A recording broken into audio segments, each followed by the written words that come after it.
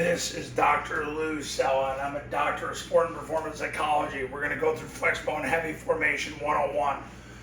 We're going to go through really a lot of different basics about this. First of all, let's talk about alignment and stance. Center's up on the ball with his dominant thumb on the leash, his least dominant hand down, stretched out as much as possible. Once again, number one thing I've learned in 4 decades of coaching this and as a sports psychologist, fat people get you fired faster than anything else. And I'm going to tell you something, especially in recent years, you cannot have a fat center. He has to be able to move real well, and you cannot afford to play someone fat because they need to be able to stretch in their stance. Okay, center matters, and they got to be able to run. The guards line up 2.5 feet away with their dominant hands at the heels of the center, narrower than shoulder width in their stance.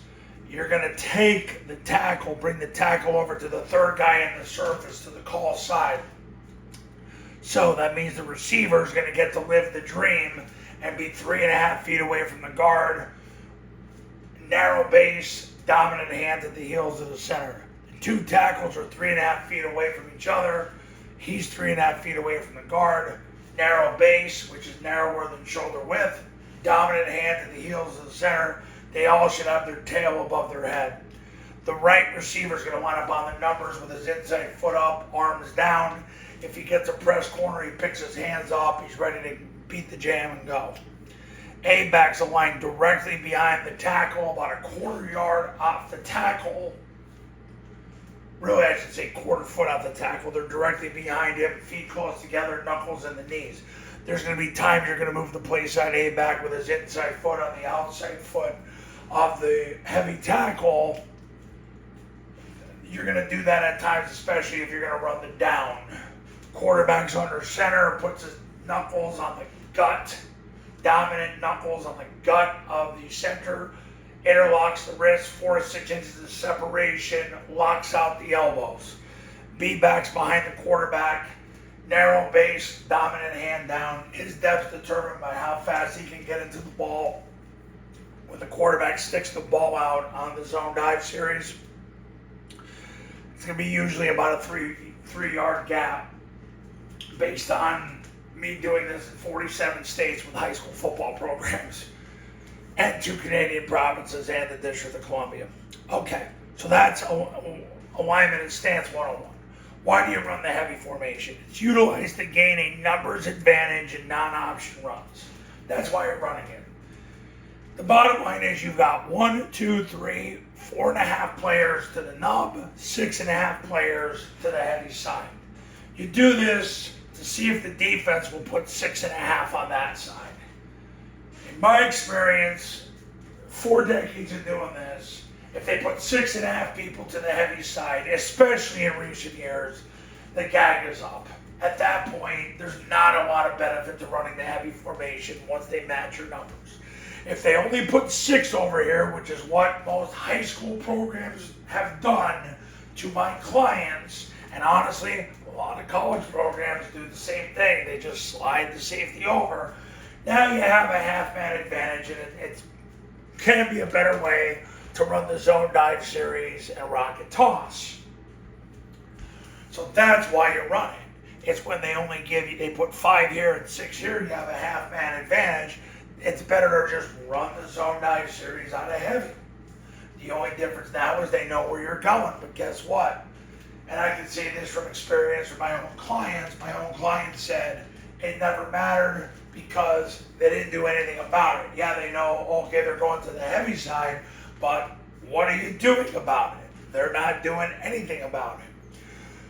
So if you get into heavy and they give you 5 on this side, 6 on this side, yeah, it's beneficial to run the zone dive series and toss out of heavy because you're going to have a half-man advantage. It's not really utilized to run mid-triple or throw the ball. Now, when Paul Johnson ran it, he really didn't run any type of triple option out of heavy. The only time I have ever seen triple option run heavy was 15 years ago. It used to be a way to handle the zero technique on any type of triple option, because then you could front side ace it with the guard, and they would tag that. They would tag it like 12 and 13 ace. They would do it on purpose, and then if there was no zero technique, it would default back to 12 and 13, which was inside here, or 10, 11 ace, which would tag to midline triple option.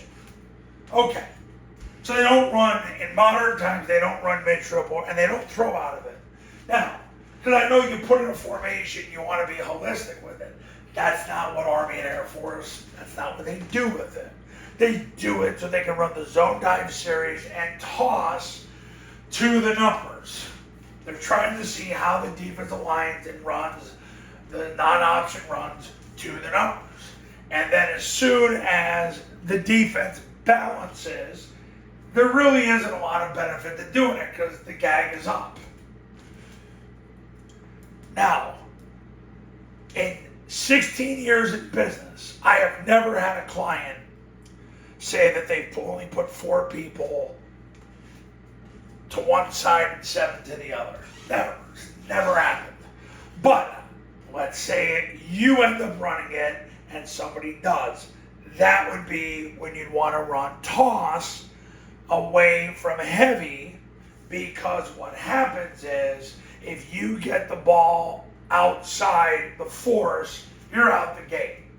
But I'm going to tell you, it has never happened in 16 years where they actually put too many people to the heavy side.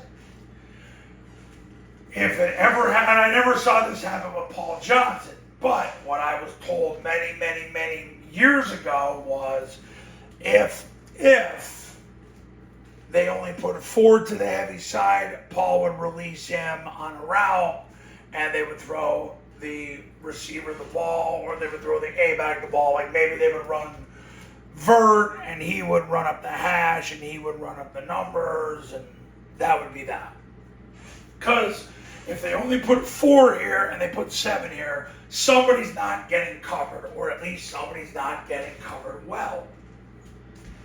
But like I said, has never happened for any of my clients in 60 years. Remember, that spans 47 states, 2 Canadian provinces, and the District of Columbia. Okay, so to recap, Flexbone Heavy Formation 101. It's utilized to get a numbers advantage in non-option runs, not utilized to run mid-triple or throw. Usually. So that is that. Okay, triple option football academy camps for $29.97 to $39.97, depending on your geographic region. Online camps, all you need is an iPhone and a Bluetooth speaker. Same camp we've run the last 16 years is only $19.97. If you do a camp, you get the online academy for free. If you just want to do the online academy, it's $9.97. Go to this website to learn more. Call that number to become a client. I do separate academies and separate camps for 8-man, 9-man, and 11-man football. And I will see you in the next video.